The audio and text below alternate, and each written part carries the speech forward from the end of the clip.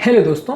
Sugar खाना हमारी मानसिक यानी मेंटल हेल्थ यानी साइकोलॉजिकल हेल्थ को किस तरह से अफेक्ट करता है, आज इसको समझने का प्रयास करेंगे। हम जानते हैं शुगर एक काफ़ी एडिक्टिव चीज़ है। बहुत सारे तरह के एडिक्शंस की तरह ये भी हमारी शरीर में एक एडिक्शन डेवलप करता है, एक लत लग जाती है शुगर खाने की, जो एक अनकंट्रोलेबल डिज़ायर होती है जिसको कम करना कई बार मुश्किल होता है। कई बार वो हमारे लिए क्रेविंग्स भी डेवलप करता है। पर इसके अलावा भी शुगर हमारी मेंटल हेल्थ को अफेक्ट कर सकता है। आज उस कॉन्सेप्ट को समझने का प्रयास करेंगे। आज का टॉपिक है साइकेट्रिक हेल्थ या मेंटल हेल्थ पे शुगर का क्या इफेक्ट होता है। टॉपिक पर जाने से पहले जो लोग हमारे चैनल पर नए हैं उन्हें रिक्वेस्ट करूँगा कि चैनल को सब्सक्राइब करें, वीडियोस को लाइक करें, शेयर करें, फॉलो करें, कमेंट करें, पूरा देखें। टॉपिक इंपॉर्टेंट है इसलिए इसे अंत तक देखिएगा। चलिए शुरू करते हैं इंपॉर्टेंट वीडियो।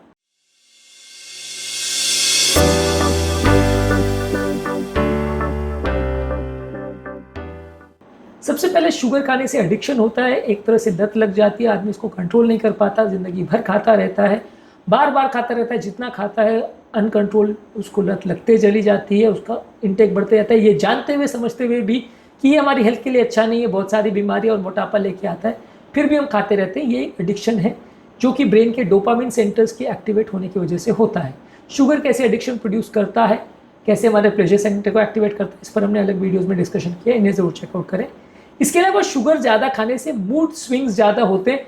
कई लोग के बार बार चिड़चिड़ापन होना, कई बार बहुत ज़्यादा बेचैन होना, बहुत ज़्यादा कमज़ोरी या सुस्ती होना जैसी शुगर लेवल्स में वेरिएशंस आते हैं, ये ज़्यादा देखने को मिलता है शुगर वाले पेशेंट्स में। इसके अलावा डायबिटिक पेशेंट में बहुत ज़्यादा एंग्जाइटी या बेचैनी देखने को मिलती है। जब भी ब्लड शुगर लेवल में सडन स्पाइक होता है तो सडन बॉडी में एड्रेनलिन का सर्ज होता है, जिसकी वजह से एक सेंस ऑफ एंग्जाइटी और नर्वसनेस डेवलप हो सकती है। तो इसलिए शुगर लेवल ज़्यादा या फ्लक्चुएशन होने से हमारा एंग्जाइटी का भी रिलेशन है, यानी एंग्जाइटी वाले पेशेंट्स को भी कंट्रोल करना शुगर को ज़रूरी है। यही कारण है कि जब इंटरमिटेंट फास्टिंग द्वारा या हम किसी भी तरह से अपने शुगर लेवल्स को स्टेबलाइज करते हैं, कीटो डाइट करके या फास्टिंग करके या वजन को कम करते हैं, तो हमारी साइकेट्रिक प्रॉब्लम्स में भी काफ़ी सिग्निफिकेंट फ़ायदा देखने को मिलता है।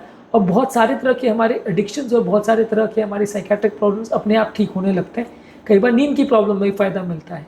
इसके अलावा लॉन्ग टर्म बेसिस पे जब आप शुगर को लेते हैं, एंग्जाइटी तो शॉर्ट टर्म इफेक्ट है, लॉन्ग टर्म इफेक्ट में जब आप शुगर को ज़्यादा मात्रा में लेते हैं तो ये डिप्रेशन प्रोड्यूस कर सकता है। कई बार इसके कारण ब्रेन का फंक्शन कॉम्प्रोमाइज़ हो जाता है, ब्रेन के न्यूरोट्रांसमीटर का बैलेंस कॉम्प्रोमाइज़ हो जाता है, जिसकी वजह से लोगों का मूड गड़बड़ होने लगता है और लोग डिप्रेशन में चले जाते हैं। दूसरा एक और कारण है कि इनडायरेक्टली जब आप शुगर ज़्यादा खाते हैं तो आप वज़न आपका बढ़ जाता है, जिसकी वजह से आप साइकेट्रिक हेडेक में आ जाते हैं। आपको दूसरों से काफ़ी ताने सुनने को मिलते हैं जो कि आप बर्दाश्त नहीं कर पाते हैं, और ये नेगेटिविटी या ये गिल्ट आपके मन में डिप्रेशन और लेके आता है। तो शुगर खाने से डायरेक्टली या इनडायरेक्टली आपको डिप्रेशन भी होता है। इसके अलावा लोगों का कॉग्निटिव फंक्शन यानी मेमोरी को यूज़ करने की क्षमता, कार्य करने की क्षमता, ये भी कॉम्प्रोमाइज़ होती है। यानी कि बहुत ज़्यादा शुगर खाने से आपका सोचने समझने की क्षमता भी कॉम्प्रोमाइज़ होती है। ब्रेन में इन्फ्लेमेशन प्रोड्यूस होता है, जिसकी वजह से डिजेनरेटिव डिजीज़ बढ़ती है। डायबिटीज़ टाइप 3 अल्जाइमर्स को बोला जाता है। अल्जाइमर्स जो कि एज रिलेटेड डिमेंशिया की डिजीज़ है, आजकल इसको डायबिटीज़ टाइप 3 बोलने लगे, क्योंकि ऐसा माना जाता है कि ब्रेन में होने वाला इंसुलिन रेजिस्टेंस अल्जाइमर्स को बहुत ज़्यादा बढ़ाता है।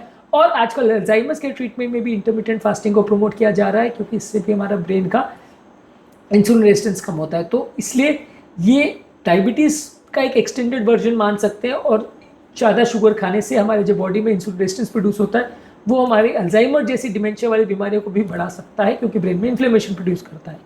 इसके अलावा हमारा स्ट्रेस का रिस्पॉन्स जो है, यानी कि हमारा जो ओवरऑल किसी भी चीज़ों के रिस्पॉन्स में जो फाइट या फ्लाइट हार्मोन्स बनते हैं, यानी चीज़ों से लड़ना या भाग जाने के लिए जो बॉडी में एड्रेनलिन हार्मोन्स वगैरह बनते हैं, उस सिस्टम को भी गड़बड़ कर देता है। उसके हिसाब से भी लोगों की बॉडी वल्नरेबल हो जाती है और स्ट्रेस और एंग्जाइटी के प्रति बॉडी थोड़ा सा ज़्यादा वल्नरेबल हो जाती है, प्रॉपर काम नहीं कर पाती है।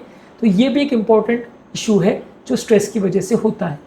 इसके अलावा एडिक्शन पर हमने ऑलरेडी बात की है। एडिक्शन से रिलेटेड डायरेक्ट और इनडायरेक्टली साइकोलॉजिकल बहुत सारे इश्यूज होते हैं, और ये शुगर के कारण होने वाला एडिक्शन दूसरे एडिक्शंस को भी प्रमोट करता है।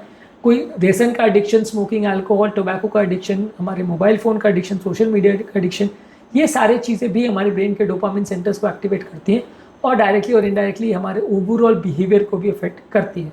तो शुगर खाना सिर्फ हमारी शारीरिक हेल्थ को अफेक्ट नहीं करता, हमारी मानसिक हेल्थ को भी सिग्निफिकेंटली इफेक्ट करता है और उसको भी नेगेटिवली ख़राब करता है। इसलिए इस एस्पेक्ट को भी समझना और इस पर भी ध्यान देना ज़रूरी है।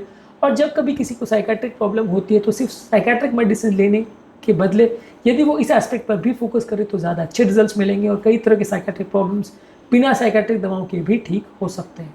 आज के टॉपिक में शुगर के संबंधित एक अलग तरह के इश्यूज़ पर हमने बात करी। उम्मीद करूँगा कि आज के टॉपिक में कुछ नई बातें जानने को मिली होगी। शुगर और उसके दूसरे इश्यूज़ और उसके साथ फिजिकल इफेक्ट्स और उसकी एडिक्शन को कम करने के टिप्स पर हमने अलग से वीडियोज़ किए, इनको ज़रूर चेकआउट करें। टॉपिक एंड करने से पहले जो लोग हमारे चैनल पर नए हैं उन्हें रिक्वेस्ट करूँगा कि चैनल को सब्सक्राइब करें, वीडियोज़ को लाइक करें, शेयर करें, फॉलो करें, कमेंट करें पूरा।